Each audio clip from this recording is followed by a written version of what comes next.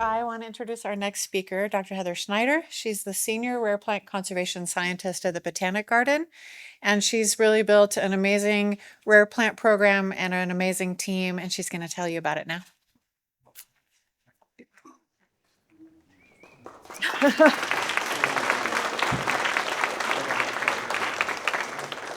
Hi, thanks. So I'm going to shift gears for a minute and just talk about rare plant conservation specifically and how we at the garden use seeds to accomplish our conservation and recovery goals. And I want to start off by acknowledging that this is not just my work. This is the work of the rare plant conservation team at the garden. And these are the lovely folks doing this work now. They have predecessors who have helped me build this program. And I have an amazing predecessor in Dieter Wilken who really got this started at the Botanic Garden. So we have a long legacy of caring about rare plants. But first, I kind of want to get us like in the mood and just capture some of that magical feeling that I think Denise really struck us off with, just thinking about how beautiful seeds are and also how diverse they are. And so Denise put together a really nice collage. These are all rare plant seeds that are in our conservation seed bank at the garden. And you can see that they're all different shapes and sizes and colors and textures. And I like thinking about not just the beauty of these, but also the functionality. Why did they look like this? How did they come to evolve to be these very distinct creatures in their own right? And one of the things I really like thinking about is, as Naomi was talking about super blooms, I think it's really easy for us to evoke imagery of a patchwork of wildflowers and all the different colors on the hills, but we don't always think about how that diversity is mirrored in the seeds. And so these are the plants from which those seeds were produced, and you can see that they look as different from one another as the seeds do. And I just find that to be a beautiful parallel situation in nature. So we have everything from shrubs to perennial herbs to bulbs and annual wildflowers. And when we think about why seeds look the way they do, sometimes we don't know, sometimes we do. And one of the ways that lupins in particular tend to protect their seeds is through camouflage. So what you're looking at here looks mostly like a pile of broken granite rocks, but nestled in there are rare lupin seeds. And they're very hard to see here, which protects them from granivores. And here's another close relative, the Mariposa lupin, that does a similar thing. And it grows in these okay, very slow. It grows in these really colorful rocky substrates, and the seeds blend in perfectly with it. And so if you imagine that you are a seed, as soon as you disperse from your parent plant, you're just a sitting duck. You're very vulnerable. You hope you landed in a nice place where it might rain, where you can hang out for at least a year or so, and then nobody eats you or carries you away to an unsuitable site, or that a fungus infects you. But having some camouflage with the soil definitely helps keep you safe while you're waiting for just the right conditions. So now that we've got ourselves all stoked about rare plant seeds, I just want to make sure we all are on the same page when we talk about rare plants. I think that for a lot of us, we immediately go to the Endangered Species Act, both at the federal and state level, and we think about those are what rare plants are. But we actually have a lot of classifications for rare plants, the vast majority of which are not protected under any of the Endangered Species Acts. And so here, just by way of example, I have two poppies, and on the left, you can see the California poppy, and all of those blue dots on the map are places where this plant has been observed. So we all know and love it. We see it as we drive up the coast, and it's very widely distributed. Decidedly not a rare plant. But contrast that with the poppy on the right, the Tejon poppy, which is pretty much relegated to Kern County in a very small area in very specific places. This is a super rare plant. It's also a rare plant that is not listed under the federal or state Endangered Species Act.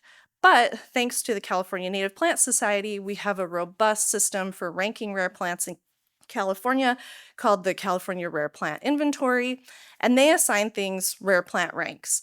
You don't have to memorize this, but I am going to be using these codes in a lot of my captions. So just keep it in your mind that things like Tejon poppy that are really rare and geographically restricted are ranked as 1B. That's the most rare category that CNPS uses.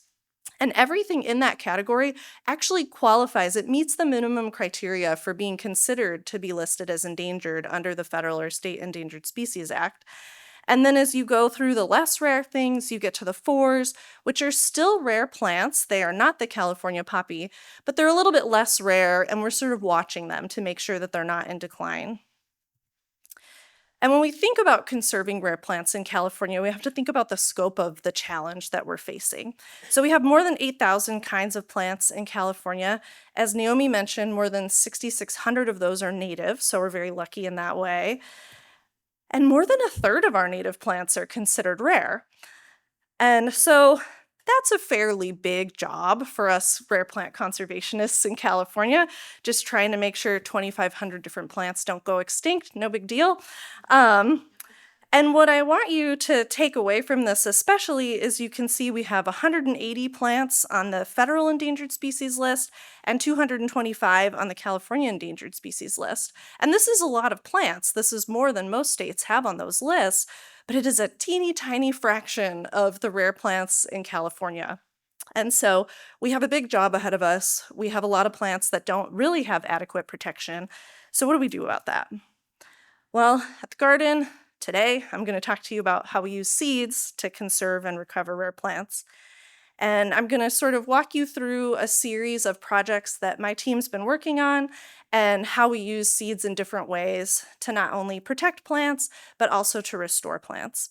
And I want to start out with a project that I've been working on my whole 9 years at the garden, which is a partnership with the Bureau of Land Management in their Central California district to survey and seed bank rare plants. And so we start out by gallivanting around California looking for rare plants. When we find them, we collect data about them, we assess the threats to the populations. This map shows you an idea of where the Central California district is. So the Bakersfield, Central Coast, Ukiah, Mother Lode, and Bishop Field Office, this huge swath of Central California is all under the purview of this one Central California district, and that's where we get to work.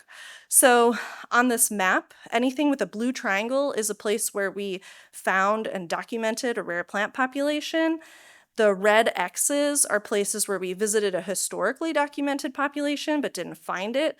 And then those orange triangles are places that were previously documented that we may or may not have visited. So you can see we get around. Doing this work takes thousands of hours, thousands of miles, and a lot of good camping gear. And so once we collect the data and map these plants, we also collect herbarium specimens, which are pressed dried plants that live in our herbarium at the garden. And then we eventually go back to make conservation seed collections. And just to give you an idea of what we've done over the last 5 years, which is about half of the time that I've been working on this project, we have visited more than 500 rare plant populations, so that's a lot of data about how rare plants in this part of the world are doing. We've added 703 herbarium specimens to the garden's herbarium. We've made more than 200 conservation seed collections, and importantly, 30 of those taxa, or just it's like a much shorter way to say kinds of plants, 30 taxa were banked for the first time. So nowhere was there any seed for these different kinds of plants in conservation seed banks. So this is a really important first step for those plants to get into a seed bank for long-term conservation. And at the garden, we have learned a lot from California Botanic Garden and their robust seed banking program. And in our conservation seed bank, we're focusing exclusively on rare plants, and we have more than 1,500 collections with 400 kinds of plants, which is about 16% of all of the rare plants in California, and more than 3.7 million seeds.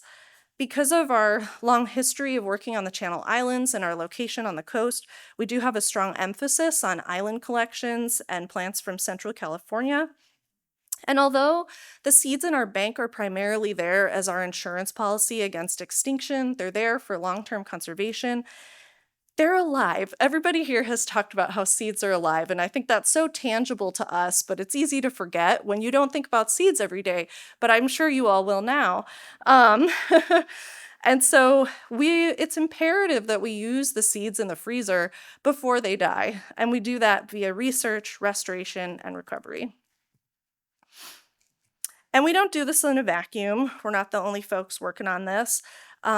Collaboration is key. And so we are part of a statewide collaborative called California Plant Rescue, along with Naomi at CalBG, Jenny at Theodore Payne, our friends at all these various botanic gardens and other nonprofits. And we work together to really pool our knowledge and our resources and make sure that we can do more by working together and do the best by California's plants that we possibly can. And so in this graph, we have a little bit of a history of the collections that the whole CAPER, so we call ourselves CAPER, the California Plant Rescue Network, holds together. So all across all of our seed banks, we have more than 17,000 seed collections, which is pretty awesome. And in this graph, we have the years of collection along the horizontal axis and the number of species that we collected each year along the vertical axis. And in gold is the time before CAPER came together as a collaborative. And what you see is sort of the willpower of nonprofits to protect plants, regardless of how many resources we have. Everybody's doing the best they can. And then when you get to those pink bars, that's when CAPER formed.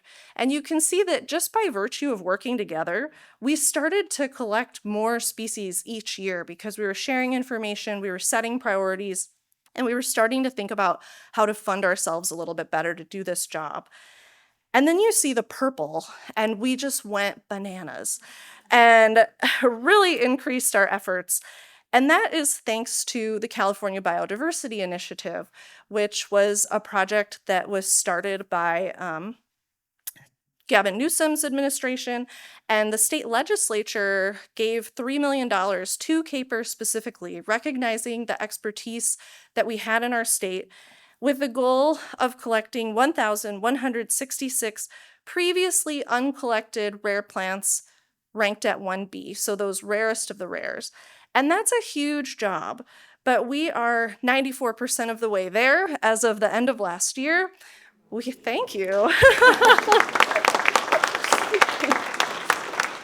We have 71 taxa to go, and we wish it would rain a little bit more. And so what I want you to take away from this is that obviously working together always helps us do more, but we also need the political will and the capital to help move these efforts forward. Naomi talked about getting up to these alpine regions. We go on multi-day backpacks to get one species seed banked. We need time and we need money to help us leverage all of our energy and expertise toward recovery and conservation. So how else do we use seeds? We're not just putting them in the freezer. If you've ever tried to grow native plants from seed, you know that a lot of them do not germinate easily. I relate to seeds in that we're quite skeptical. We have to be convinced that there's something worth doing. And so I'm going to give you an example of just one plant that we've worked on with germination. This is the island Malacothrix squalida.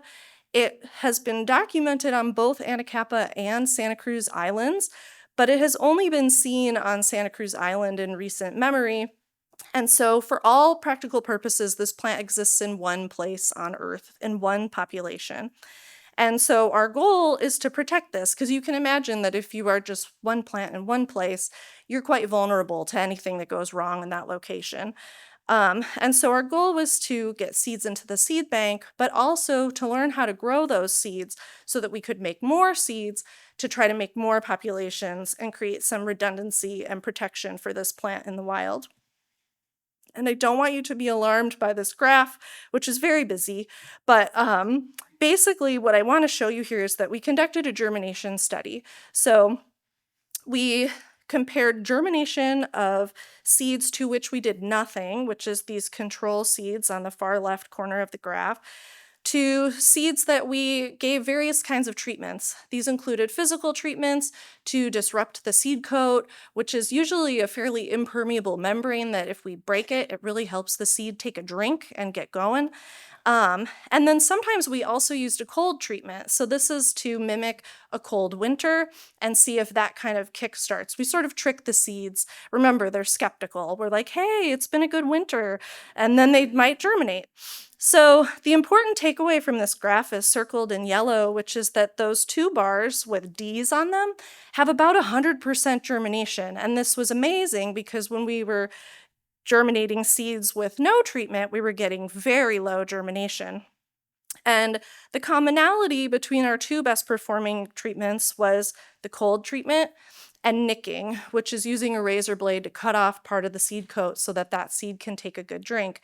And so this was game changing for us. Now we can go from, maybe getting 20 plants out of 100 seeds to getting close to 100 plants out of 100 seeds. And that's huge for our growing reasons. The other thing that it makes me think about, though, is that as climate change changes the nature of our winters, the timing of precipitation and temperatures, it's a little worrisome that we might not have as many cold, wet winters as we used to, and what will that mean for the germination of this plant? So once we figure out how to germinate these seeds, we put that information into action in our nursery. And over the last several years, we've been working on a whole suite of species from the Channel Islands and engaging in what we call seed bulking. So this is sort of for rare plants, this is like our small scale farming. We never start with enough seeds to have a whole row of crops.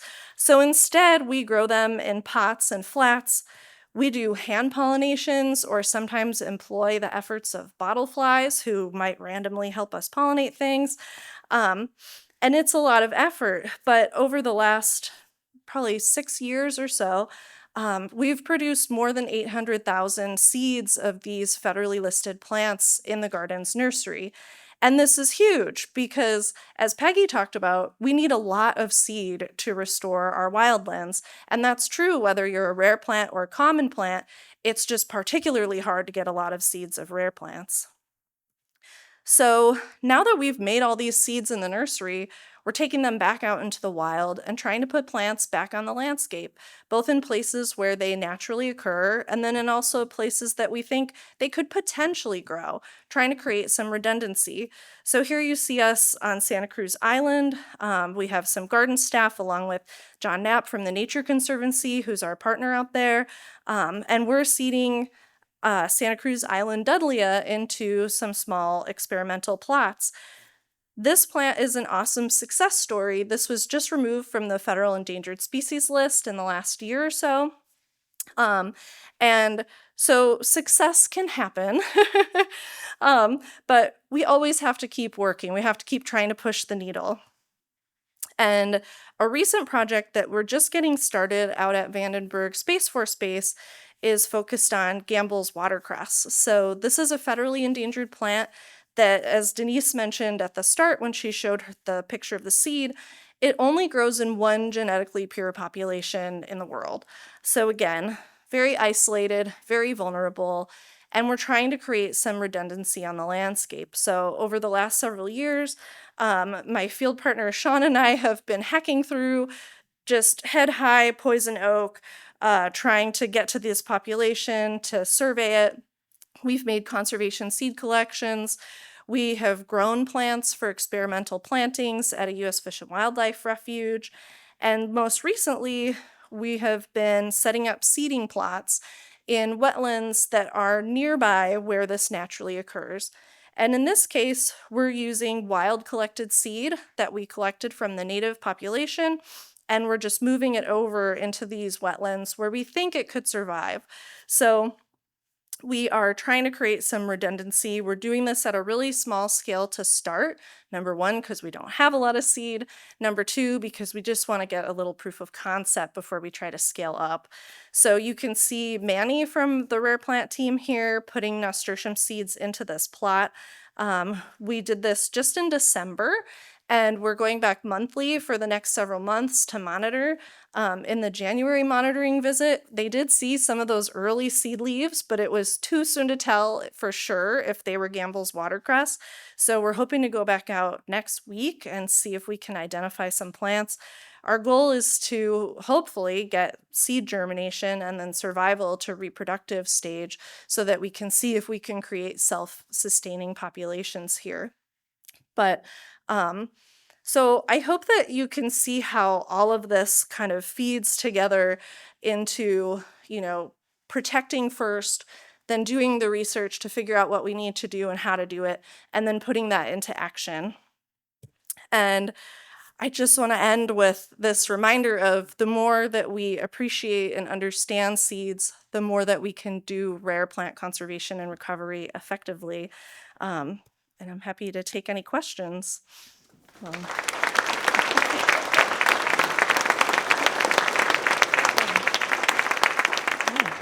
This link or this QR code just goes to our conservation page on the website if you want to check that out. Yes. So Heather, on the Malacothrix, it's on Santa Cruz Island, that's the only place. Do you grow and propagate on the island? You don't bring them back here and then take them back out? Yeah, so the question was about the island Malacothrix, which at least recently has only been seen on Santa Cruz Island. And do we propagate on the island or do we bring the seeds back to the garden and grow them there? So we are doing the seed bulking at the garden. So we don't bring plants back and forth because of increased biosecurity concerns with soil, and you could bring pests and pathogens really easily. But we do grow the seeds in the nursery and then bring those seeds back out onto the island. Yeah, it's just it's a lot easier. They're working on a nursery on the island, but for us, it's these plants are fickle and we need to have eyes on them so we can have a more consistent effort if we're doing it on the mainland right now. Yes. Can you generalize on how long a seed will stay viable in the freezer? Ooh, so the question is, can we generalize about how long seeds will survive in the freezer? No. I think ecologists were always like really craving universal truths where there aren't very many. And as Naomi alluded to, different kinds of plants have seeds that will last different lengths of time, both in nature and in the freezer. But what we do know is that for seeds that dry and freeze really well, which we refer to as orthodox seeds, those can last for many, many decades in the freezer. So in a best case scenario, you're extending their life very greatly. In a worst case scenario, you got to figure out how to use them pretty quickly. Yes. Are there any citizen science type models where people could report sightings of some of these rare plants? Oh, that's a great question. Is there a way for citizen scientists to report rare plant observations to the garden? I think that iNaturalist can be a good way to do that if you use that app. I have a gleam in my eye of starting a program modeled after something that Chicago Botanic Garden has been doing a long time called Plants of Concern, where they actually train community scientists to be rare plant monitors. And so that's something that at some point in my career, I would love to get going at the garden. But I think iNaturalist or reaching out to us is probably the most efficient way at this time. Yeah, thanks.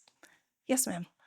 When you replant in a field, are you creating zones of one species, or are you purposely trying to have similar collections for bees and things to show an interest? That's a great question. So the question was, when we plant out in the field, do we plant just zones of one species, or are we trying to have interspecies mixes, thinking about what will better serve the pollinator communities and other critters? So for a lot of the rare plant work that we do, we tend to seed out just the rare plant and then hope that, assuming that most of the surrounding vegetation is still relatively intact. But we have a lot of collaborations with Denise's team where her team, who specializes in looking at bug-plant interactions, will monitor pollinators not only visiting rare plants, but also surrounding community members, so that in the case that we have to restore a whole community, we have an idea of what those important connections are, so that we don't just put the rare plant back, but then its pollinators don't have the community it needs to support itself in the long term. So we are thinking in both ways, although most of the work that I'm doing right now is primarily focused on the rare plants. One more. I know that when you have an endangered population, your population gets smaller, and so I'm wondering how you guys ensure that genetic diversity is maintained and that unnatural influence is continued on.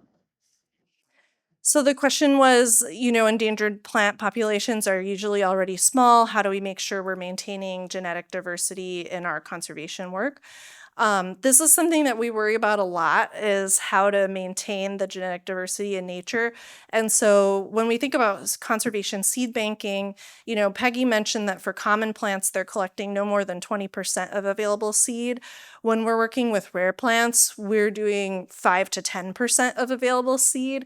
So we're getting a really small snapshot of the genetic diversity. And of course, for annual plants, the above and below ground communities change every year. So it's really important that we don't just make one collection at one time point, but that we think about capturing multiple populations and then also the same population at multiple time points, hoping that we can build that reservoir of genetic diversity for the long term. And within CAPER, we have some research that folks are working on trying to figure out how much genetic diversity we really have in our banks, and then how to make sure that we're propagating it when we do things like seed bulking, because at sort of every level of seed collection and growing, you have the potential to lose genotypes for various reasons. So it's something that we definitely worry about. Thanks, everybody.